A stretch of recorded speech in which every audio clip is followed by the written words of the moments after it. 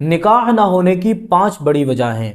अगर रिश्ता आने के बावजूद भी निकाह नहीं हो पा रहा है, या फिर बालिग होने की उम्र हो चुकी है, बालिग हो चुके हैं, शादी की उम्रें हो चुकी हैं, और उसके बावजूद भी आपका निकाह नहीं हो पा रहा है, आपका कोई रिश्ता नहीं रुक पा रहा है, तो इस्लामी नुक्ता नज़र से अगर हम देखें तो इसकी क्या वजूहात हो सकती हैं, वो कौन सी ऐसी बड़ी 5 वजहें हैं जिसकी वजह से आपका निकाह जो है वो नहीं हो पा रहा है, आपके रिश्ते में रुकावटें आ रही हैं और आपका घर बसने से रुक रहा है। ऐसी अजीम नेमत की जिसके बारे में हमें इस्लाम ने बाकायदा तौर पर तालीम दी है कि इसकी तरफ हाथ बढ़ाया भी जाए और इस अमल को अंजाम दिया भी जाए। इसमें बहुत बरकतें हैं। उस अमल को करने के लिए जब हम जा रहे हैं तो खैर के काम में, जो अच्छा काम है, जो हमारे लिए सवाब का काम है, उस काम में हमारे सामने अड़चने क्यों आ रही हैं और वो काम सही से क्यों नहीं हो पा रहा, आज हम इस पर बात करने वाले हैं इस्लामी नुक्ता नज़र के हिसाब से। अस्सलामु अलैकुम वरहमतुल्लाहि वबरकातुहू। मैं मोहम्मद अरबाज कादरी और आप देख रहे हैं हमारा यूट्यूब चैनल।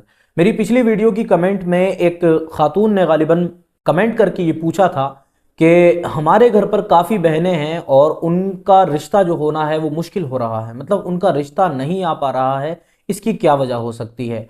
क्योंकि ये इंसान की ज़िंदगी से रिलेटेड एक सवाल था तो मैंने सोचा कि इसको आम लोगों तक पहुंचाया जाए, क्योंकि ये उन गैरतमंद खातून ने अपना नाम तक जिक्र नहीं किया और उसके बावजूद भी उन्होंने जो है इस सवाल को पूछ लिया।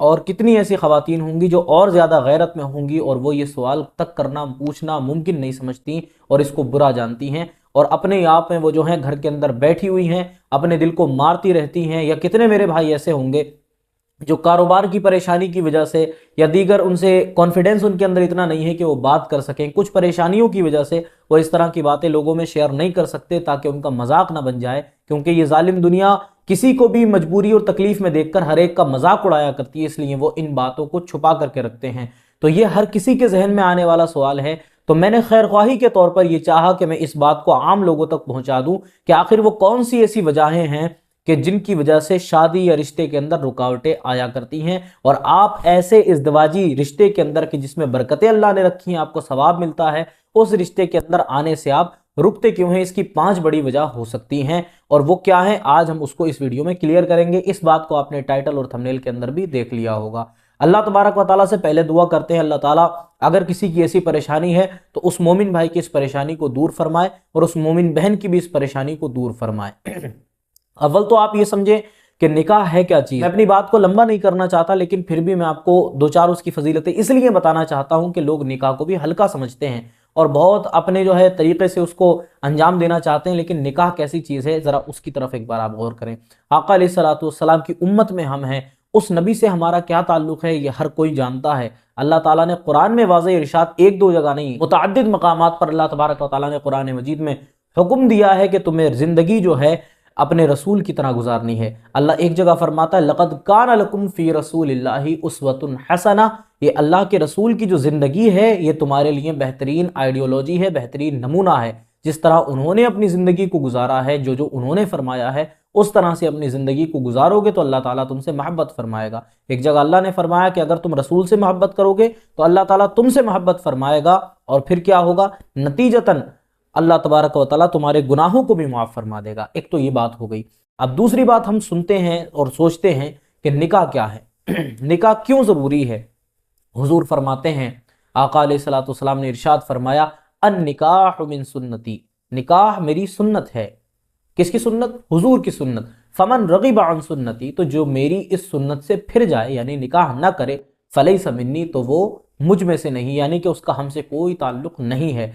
इतनी ज़्यादा फजीलत इसके अंदर होगी। ज़रा सोचें कि आका ने यह फरमा दिया कि निकाह ना करने वाला हम में से नहीं है। अब ज़रा गौर करें, जो शख्स निकाह ना करेगा, जब वो हुजूर से उसका कोई ताल्लुक नहीं तो फिर उसका ताल्लुक किससे होगा। इसलिए निकाह की अहमियत जो है वो इस्लाम के अंदर ज़्यादा है। लोग जो है जानवरों की तरह उल्टे सीधे रिश्ते बनाते हैं, नाजायज़ ताल्लुकात कायम करते हैं। इस चीज़ को इस्लाम ने बिल्कुल दरवाज़ा बंद करके रखा है। अल्लाह तबारक व तआला और उसके प्यारे रसूल का ये हुक्म है कि जब बच्चे जवान हो जाएं तो उनकी शादियां कर देनी चाहिए। लेकिन अब परेशानी यहाँ आती है, जब सब कुछ रेडी है, बच्चा जवान भी है, घर के अंदर सारा सामान मौजूद है जिससे शादी की ज़रूरत पूरी हो सके, वो सब चीज़ मौजूद है, उसके बावजूद भी अगर किसी शख्स की शादी नहीं हो पा रही है, उसका निकाह नहीं हो पा रहा या उसका कोई रिश्ता नहीं रुक पा रहा, तो इसकी क्या वजह है? मैंने उन कुछ चीज़ों को नोट किया है, उनमें 5 अहम चीज़ें मुझे नजर आई। मैंने उन सबको जमा किया है, इंशाल्लाह एक एक करके आपके सामने क्लियर करने चलता हूँ। पहली चीज़ जिसको हमने अपनी फहरिस्त के सबसे ऊपर रखा है वो है गैर ज़रूरी उम्मीदें लगाना और रस्म रिवाज कायम कर लेना। ये एक ऐसी चीज़ है और ये हमारा समझ लिए कि एक इशू बन चुका है इस वक्त हमारे दीन इस्लाम के मुसलमानों के दरमियान। एक ऐसा इशू बन चुका है कि जिसको हल करना मैं तो समझता हूं कि अब पॉसिबल ही नहीं रहा, लेकिन अगर हम एक एक करके कोशिश करेंगे तो इसको इंशाल्लाह क्लियर कर जाएंगे। अल्लाह के रसूल अलैहिस्सलातु वस्सलाम ने फरमाया था, खैरुन निकाही ऐसरुहु, निकाहों में सबसे बेहतरीन निकाह वो है जो सबसे ज्यादा हल्का और आसान हो। मतलब ये कि जिसके अंदर ज्यादा ढोल धमाके खर्च ना किए जाएं, आसानी के साथ में एक मस्जिद में जाकर के इजाबो कबूल कर लिया जाए, या एक जगह पर 2 गवाहों की, वकील की मौजूदगी में अगर इजाबो कबूल कर लिया जाए तो ये निकाह सबसे बेहतरीन निकाह है। लेकिन आज आप देखते हैं निकाहों के अंदर होता क्या है, हमारा जो एक, आप इस बात को गौर करें, आप अगर इस जो है मेरी बात को स्किप करना चाहते हैं बिला शुबा कर जाएं, लेकिन पहले मेरी बात पे गौर कर लें तो ज्यादा बेहतर रहेगा। हम देखते हैं आजकल की शादियों का मामला, भाई फुला ने अपनी बेटी को 5 लाख रुपए की कार दी है, फुला ने बुलेट दी है, फुला ने 20 लाख रुपए की स्कॉर्पियो निकाल करके दी है, फुला ने जहेज में फॉर्चूनर दी है, ये चीज है। अब ये सारी चीजें देखने वाला एक वो भी बाप है जो दिन में मजदूरी करने के लिए जाता है, जो मजदूरी करके 500-600 रुपए कमा करके लाता हो, वो अपनी बेटी को जहेज में स्कॉर्पियो, बोलेरो या फॉर्चूनर कैसे दे सकता है? गौर करने वाली बात है। लेकिन अब पूरी दुनिया, कहते नहीं कि जो दिखता है वही बिका करता है। अब जिस लड़की को जहेज में ये चीजें दी गई थी, आगे जो एक पूरी मंडी खड़ी हो जाती है, जिस तरह से कहते हैं ना मार्केट चालू हो जाती है, तो वो एक मंडी खड़ी हो जाती है, मार्केट लग जाया करती है कि अब चुन चुन कर उन्हीं लड़कियों को ढूंढा जाएगा जिनके साथ में इतना माल मिलेगा। याद रखो मुसलमानों, हमारे दीन के अंदर ऐसा कोई कॉन्सेप्ट नहीं है। लानत फरमाई जाती है ऐसी चीजों पर कि जिनमें बाकायदा तौर पर ये डिमांड्स की जाती हूं। ऐसी चीजों को अपने अंदर से निकालें, अल्लाह ताला उसके फरिश्तों और रसूल की लानत का बाइस ना बने, इन चीजों को खत्म करें। ये जहेज की लानत जब पड़ती है इंसान के ऊपर तो वो कहीं का नहीं रहता। अब मार्केट लग चुकी है, 100 लड़के जिन्होंने देखा कि एक की शादी हुई थी, उसको बोलेरो मिली है या स्कॉर्पियो मिली है या उसको इतना कैश मिला है, ये लंबी चौड़ी उसकी शादी की गई है लड़की की तरफ से, 50 लाख रुपए, 60 लाख रुपए या 1 करोड़ रुपए खर्च किए गए हैं, तो अब मार्केट लग चुकी है उसी तरफ, और सब देखना तलाश करना शुरू करते हैं कि ऐसी लड़की कहां पर मिलेगी। तो अब जो गरीब घर की लड़कियां हैं, बच्चियां हैं, वो रह जाया करती हैं। वजह क्या है? वजह यह है कि आप जो ये गरीब घर की बच्चियां हैं, इनका रिश्ता क्यों नहीं आया? क्योंकि इनके माँ बाप ने भी बचपन से यही ख्वाब देखे कि हमारी बेटी को भी कोई IAS ऑफिसर ब्याह करके ले जाए, कोई डॉक्टर ब्याह करके ले जाए। आपने कभी ये क्यों नहीं सोचा कि कोई गरीब आए लेकिन नेक हो, अगर आ जाए रिश्ता उसका तो हम अपनी बेटी का निकाह उससे कर देंगे। अगर आपने ये जहन बनाया होता तो अल्लाह तबारक व तआला आपको हल्का सोचने की वजह से आपकी अकल से आपको ज्यादा अता फरमाता। लेकिन जब आपकी अकल आखिरी पॉइंट पर रखी हुई है तो अब अल्लाह तबारक व तआला उससे नीचे का ही आपको देगा। इसलिए परेशानियां यहां पड़ती हैं कि जब हमारी जहन पहले ही सबसे ऊपर है तो हमें दरमियान की चीजें नजर ही नहीं आती। इसको आप यूं समझ लें कि तारे दिन के अंदर भी मौजूद है, लेकिन हमारी नजर सूरज की रोशनी की तरफ होती है, तो सितारों की रोशनी हमें नजर नहीं आया करती है। सितारों की अहमियत रात में पता चलती है। इसी तरह से जो रिश्ते आपके घर में आए थे लेकिन आपने उनको जो है मामूली समझ करके, कमजोर समझ करके उनको ठुकरा दिया था, अगरचे लड़के नेक भी थे, या लड़कियों के रिश्ते आए और लड़कियां नेक थीं और आपका लड़का जरा खूबसूरत था और काम करने वाला था, और आपने ये समझ करके उनको घर से निकाल करके धक्के मार के निकाल दिया, फेंक दिया या छोड़ दिया कि नहीं भाई अभी हम नहीं करेंगे, या अभी हमें इतने साल रुकना है, या अभी हम किसी अच्छे रिश्ते के इंतजार में हैं। ये बार बार आपका रिजेक्ट करना, इस बात पर जो है वो मोहर लगती गई कि आपको शादियां करना ही नहीं थी और आपने अल्लाह तबारक व तआला की नेमत को ठुकराया। नतीजा वही है जो आपके सामने अब आ रहा है कि आपके घरों के अंदर रिश्ते आना बंद हो चुके हैं। इसलिए इस वबाल को खत्म करें। अपनी मेंटालिटी, जो अपना जहन है, उसको एक दरमियानी सोच पर रखें कि जो अल्लाह करेगा हमारे साथ में बेहतर फरमाएगा। अगर कोई नेक दीनदार हो, हमेशा लड़की ही नहीं लड़का भी दीनदार देखें। इस दौर में बड़ी शॉर्टिंग चल रही है, ना दीनदार लड़कियां देखी जा रही हैं और ना दीनदार लड़के देखे जा रहे हैं, बल्कि लड़कों के अंदर तो एक तादाद आपको मिलेगी जो इस वक्त दीन की तरफ जो है आ रहे हैं, हल्के हल्के सोशल मीडिया के थ्रू उलमा को सुनते हैं और उसके बाद में वो दीन की तरफ रिवर्ट हो रहे हैं। लेकिन जो लड़कियां हैं वो और ज्यादा बिगड़ती हुई नजर आती हैं इस दौर के अंदर। तो ऐसी कंडीशन के अंदर आपको चाहिए जो दीनदार हैं उन पे हाथ लगाएं ताकि उम्मत मुस्लिमा को फायदा हो। जब ये दीनदार माँ बाप मिलेंगे तब दीनदार औलाद पैदा होगी, और दुनियादार मिलेंगे तो दुनियादार पैदा होगी। अपनी तवक्कुआत जो आपने रस्म रिवाज ही बना करके रखे हैं, ये हम करेंगे, हम इतने लाख रुपए की मूवी बनवाएंगे और हम इतने लाख रुपए की गाड़ियां लेंगे या देंगे, कि जो कुछ भी आपने अपने जहन के अंदर फिजूल ख्यालात सोच करके रखे, इनको आज खत्म करें, इंशाल्लाह पहली सीढ़ी पर आप चढ़ जाएंगे। अब दूसरी बात जो मैं अर्ज करने लगा हूं, उसको जरा कान खोल करके सुने। जो एक और बड़ी अहम वजह है, ये समझ लिए कि पूरी सारी बातों का जो मगज है वो यही बात है, जो सबसे अहम चीज है वो क्या है? गुनाहों में मशगूलियत। जो बंदा मुसलसल गुनाहों में मशगूल रहता है, फिर उसको इस तरह की परेशानियां देखने को मिलती हैं। बात क्या है? गुनाहों का ढेर जो सर पे लग चुका है। अब अल्लाह तबारक व तआला की रहमत दूर होती चली गई हमसे, अल्लाह ताला का कुर्ब जो है वो खत्म होता चला गया, हमने अल्लाह ताला के करीब जाने की कोशिश नहीं की, अल्लाह ताला दूर होता गया और गुनाह पे गुनाह हम करते गए। वक्ती तौर पर हमें सारी नेमतें मिलती गई। मिसाल के तौर पर एक जुआ खेलने वाला शख्स था, उसने जुआ खेल करके अल्लाह को नाराज किया, इतना नाराज किया, सख्तरीन नाराज किया अल्लाह को।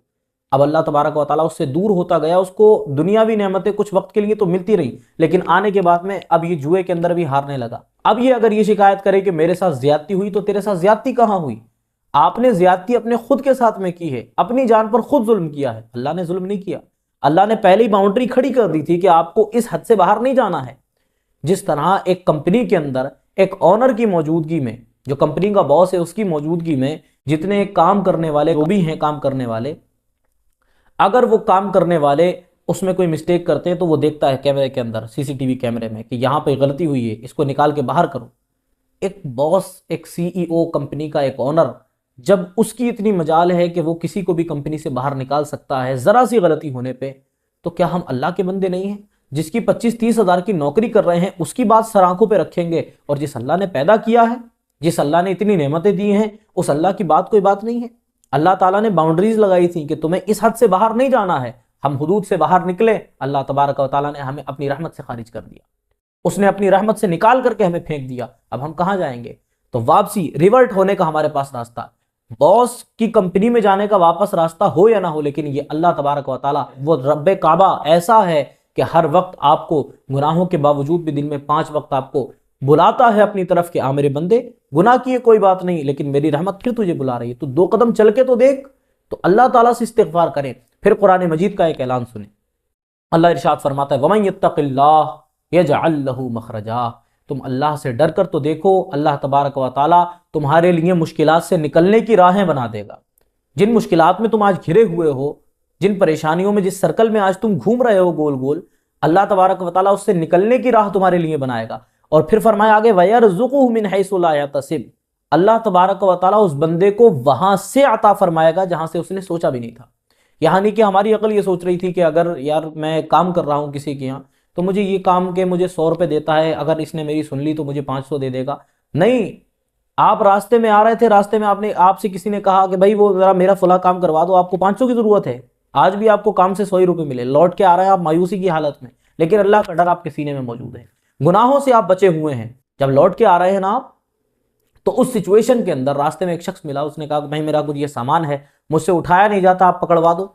आपने एक दरिया दिली अपनी दिखाई और आपने रहम जो आपके अंदर था, आपने उस रहम की बिना पर उसका सामान उठवा करके आधा किलोमीटर या 1 किलोमीटर दूर उसका रखवा दिया। जाते जाते उसने आपको गले लगा 500 रुपए आपकी जेब में रख दिए। यह है वयरज़ुक़ुहु मिन हैसु ला यहतसिब। अल्लाह तबारक व तआला वहां से अता फरमाता जहां से आपने सोचा भी नहीं होगा। ये बात है, कल तक आप निकाह के लिए परेशान थे, आप रिश्तों के लिए परेशान थे, आप दीगर चीजों के लिए कि मेरे घर रिश्ता नहीं आता, मेरा निकाह नहीं हो रहा, आपके गुनाहों की वजह से। और जब आपने गुनाह छोड़ दिए, रिवर्ट होकर अल्लाह की तरफ चले गए, अल्लाह तबारक व तआला की रहमत ने आपको बुला लिया, आपने गुनाह छोड़ दिए, आपने तौबा कर ली, इस्तिग़फ़ार की, उसके बाद में नतीजा क्या निकला? अल्लाह ताला वहां से अता फरमाएगा जहां से आपने सोचा भी नहीं होगा। कल तक आप जिस घराने के बारे में सोच रहे थे कि ये तो मुझे अच्छी नजर से देखता तक नहीं, कल हो सकता है कि उसी के घर से आपका रिश्ता आ जाए या उसी के घर में आपका रिश्ता चला जाए।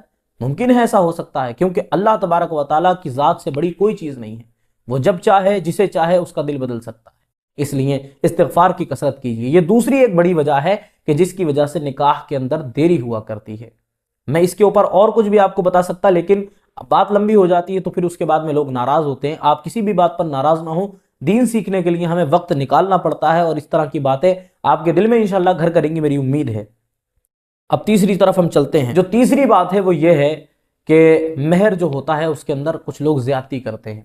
लड़की वाले कुछ ही ज्यादती करते हैं, कहते हैं कि महर 5 लाख का चढ़ाएंगे या 10 लाख का चढ़ाएंगे। बेचारे लड़के की औकात है कि बस वो 60-70 हज़ार, हद से 1 लाख, लेकिन यहाँ पर 5 लाख की मिनिमम डिमांड लगी हुई है, यहाँ पर 10 लाख की मिनिमम डिमांड लगी हुई है। तो फिर इस सूरत के अंदर निकाहों में परेशानी आती है और निकाह टूट जाया करते हैं। तो इस चीज़ को भी ख़त्म करें। अल्लाह के रसूल अलैहिस्सलाम फरमाते थे कि बेहतरीन औरत वो है कि जिसका महर सबसे ज़्यादा आसान हो, यानी हल्का महर जिसका होगा वो औरत औरतों में सबसे ज़्यादा बेहतरीन है। मेरे आका अलैहिस्सलाम ने हमें आसानी करने का ही ऑर्डर दिया। एक भी कोई ऐसी चीज़ नहीं जिसके अंदर हमें सख्ती का ऑर्डर मिला हो। हमारे लिए नमाज तक में इतनी इतनी माफ़ी की गई है कि अगर आप खाना खाने के लिए बैठ चुके हैं और आपको यकीन है कि जमात खड़ी हो चुकी है, तो उस सूरत में आप जमात तर्क कर सकते हैं, लेकिन खाना पहले खाएं। क्यों? कि ये जो अब आप खाने की खुशबू अपने मन में लेकर के जाएंगे फिर नमाज पढ़ेंगे तो आपका जहन नमाज में नहीं लगेगा, खाने की तरफ को रहेगा। इसलिए पहले आप खाना खत्म करें और उसके बाद में नमाज पढ़ें। जो दीन खाने को तरजीह नमाज के ऊपर दे सकता है मजबूरी में आकर के, तो वो फिर आपको मुश्किल में कैसे डाल सकता है? आपके लिए आसानी की राह है उसने निकाली है। क्या? हक महर को कम कीजिए, कम कीजिए जितना हो सके पॉसिबल। सामने वाले की इस्तिताअत देखें। अगर आपके दरमियान में कंपैटिबिलिटी नहीं है, कंपैटिबिलिटी मतलब ये कि सामने वाला जो पार्टी है जिससे रिश्ता लगा है, यानी कि अगर लड़की है तो लड़की ज्यादा हाई एजुकेटेड है, लड़की डॉक्टर है मिसाल के तौर पे, और लड़का 10वीं फेल है, तो ऐसे रिश्ते तो वैसे भी नहीं होना चाहिए। इन रिश्तों को तो बिल्कुल खत्म ही कर दें।